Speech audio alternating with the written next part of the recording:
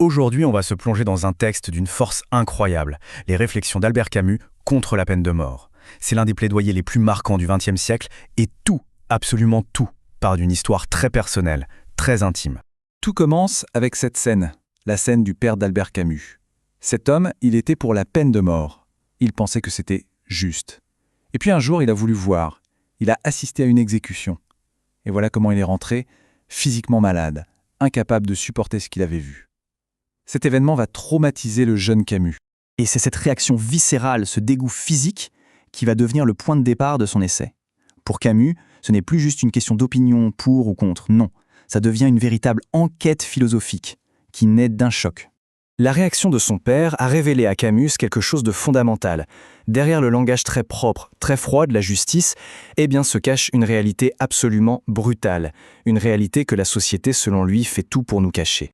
Et là, Camus expose brillamment ce qu'il appelle le langage de l'euphémisme. Il décortique les mots utilisés par l'État, par la presse, pour masquer l'horreur. Quand on dit « justice était faite », lui, il entend un nouveau meurtre. Quand on parle du patient pour désigner le condamné, il voit, lui, un corps pantalant. Ces mots, en fait, ils créent une distance. Ils nous anesthésient face à la réalité de l'acte de tuer. Alors, une fois qu'il a montré comment le langage travestit la réalité, Camus s'attaque à l'argument numéro 1 de la peine de mort, l'idée qu'elle serait dissuasive, qu'elle servirait d'exemple en somme. Voilà donc la promesse sur laquelle tout est bâti. Le spectacle de l'exécution est censé glacer d'effroi les criminels en puissance et les empêcher de passer à l'acte. C'est le fameux argument de l'exemplarité. Et c'est là que Camus pose la question qui tue. Une question simple, presque naïve, mais qui fait tout s'écrouler. Elle révèle l'hypocrisie totale du système. Si l'exemple est si important, pourquoi diable le cacher ? Et Camus nous donne l'épreuve de cette hypocrisie. On est passé des exécutions publiques, sur la place du village, à des cérémonies cachées, au petit matin, dans une cour de prison. Ce que Camus en déduit, c'est que l'État lui-même ne croit pas à son propre argument. Il a peur de l'effet de ces images, non pas sur les criminels, mais sur les citoyens ordinaires. Le truc, c'est que même ceux qui appliquent la sentence en portent le poids. Cette citation d'un juge est incroyable, non ? Il parle d'un assassinat administratif qui a hanté ses nuits. On est loin, très loin de l'idée d'un noble exemple pour la société.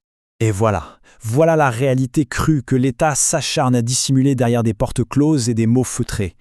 Ce n'est pas une mort propre et rapide, c'est une boucherie, une vivisection que Camus voulait absolument exposer au grand jour.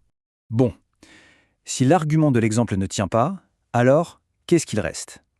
Pour Camus, il ne reste qu'un instinct, un instinct primitif, celui de la vengeance, qui se cache sous les beaux habits de la justice. C'est la fameuse loi du talion, œil pour œil, dent pour dent. Ça paraît simple, presque mathématique, tu as pris une vie, on prend la tienne. Une vie pour une vie, l'équilibre parfait. Sauf que Camus va nous montrer que ce calcul est complètement faux. Il n'y a en fait aucune équivalence possible. Le crime, aussi horrible soit-il, est une chose. La punition de l'État en est une autre. La victime, souvent, ne voit pas la mort arriver. Le condamné, lui, la vit par anticipation pendant des mois, des années. C'est une torture psychologique préméditée. Cette phrase est terrible, mais elle résume tout. Pour Camus, l'État n'inflige pas une mort, mais deux. D'abord, il y a la torture mentale de l'attente, qui est une première mort, et ensuite la mort physique. Le châtiment est donc bien plus lourd que le crime lui-même. Et ce châtiment démesuré amène Camus à une troisième grande question, mais de quel droit ? Quelle est cette autorité qui s'arroge le pouvoir d'infliger une peine aussi totale, aussi définitive ?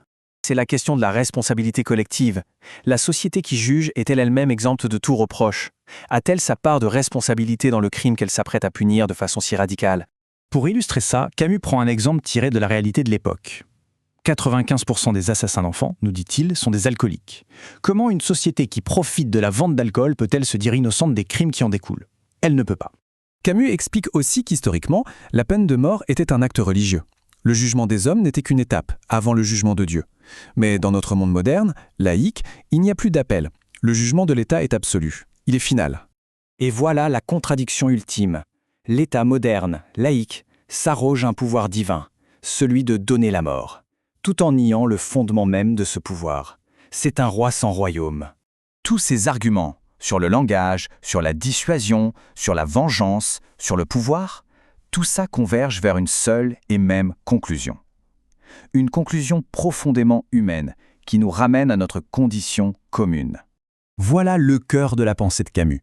Puisque nous sommes tous faillibles, puisque la société elle-même a sa part de responsabilité, Personne, absolument personne, ne peut s'ériger en juge suprême.